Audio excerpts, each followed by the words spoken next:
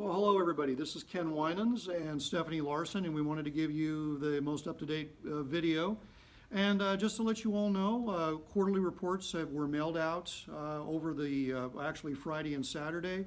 I think you will all be generally happy with the recovery your portfolios have had, and I dare say I was pleasantly surprised to look and see how well the reports really looked and how really spot on our investment strategies have been working. So a couple of things I wanted to bring up, though. I think we always have to think about this. Many of you have been asking about the elections. We are in the middle of earnings season. You know, there's always some volatility, but not enough to warrant a change in investment policy or investment strategy. And in fact, I just put out a new Forbes article that talks about in depth what happens long-term, the ramifications of a presidential election on stocks, housing, and bonds. I think you'll find it all very interesting.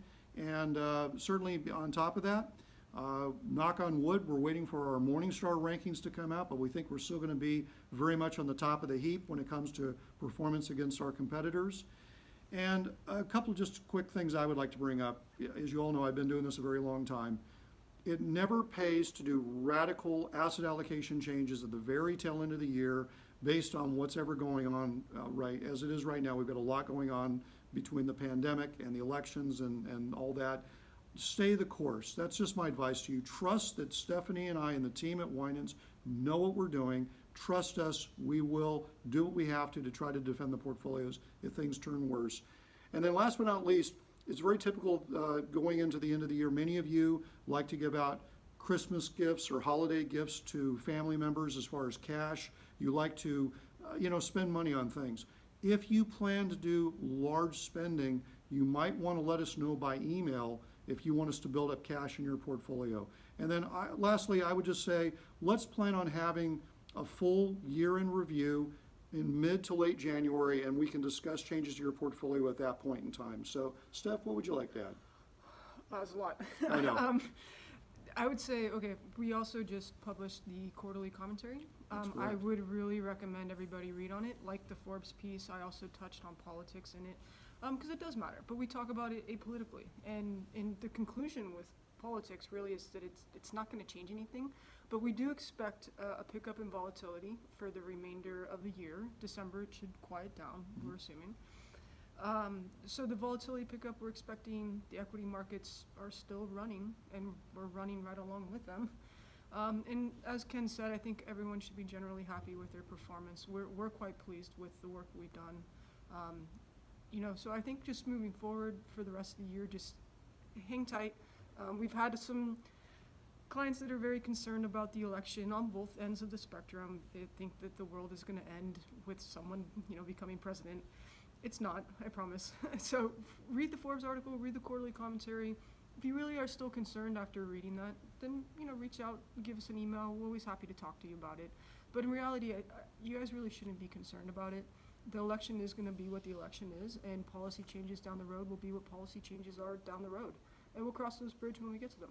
Exactly. I just want to also add, I know many of you always ask, is what's going on seasonally with the markets? Really, the tail end of October, November, December, and January have historically been great times to be invested in the equity market. So even in bad years, these months seem to produce relatively good results. So for those of you who are thinking about investing more, taking advantage of opportunities, by all means, this might not be a bad time to look at committing more money, whether it's to bonds, stocks, whatever, certainly whatever within your asset allocation.